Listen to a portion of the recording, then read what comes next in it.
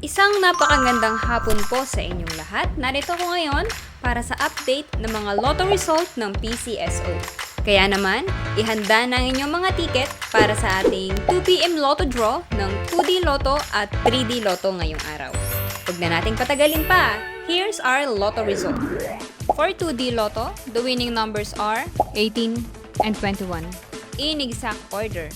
Pwedeng manalo ng 4,000 pesos pag nag-match ang iyong mga number in exact order. 2,000 pesos naman para sa Rambolito System Play. Para naman sa 3D Lotto, the winning numbers are 3, 3, and 0. In exact order. Pwedeng manalo ng 4,500 pesos pag nag-match ang iyong mga number in exact order. 750 to 1,500 pesos naman para sa Rambolito System Play. Para naman sa may mga STL ticket, kaninang 10:30 AM STL Departmentalized Draw for Visayas excluding Guimaras, Negros Occidental, and Bacolod City, here's the winning number.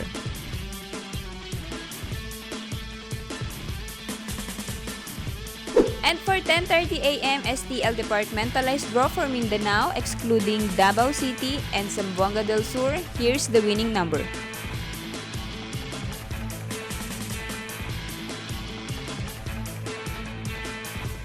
Po ay babala sa ating mga lotto players. Ang lotto ay live na binobola kaya wala pong nakakaalam ng mga number na lalabas.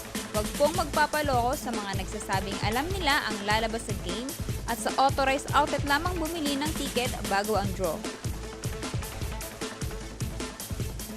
Para maklaim ang inyong prize, pumunta lang sa authorized lotto outlet pag nanalo ka ng umabot sa 20 to 10,000 pesos. For more than 10,000 to 300,000 ang panalo nyo, sa PCSO branch na pinakamalapit sa inyong lugar, pwedeng i-claim ang prize with 2 valid IDs. At kapag ikaw naman ang jackpot winner, i-present ang iyong ticket with 2 valid ID sa PCSO main office located at Shaw Boulevard, Mandaluyong City.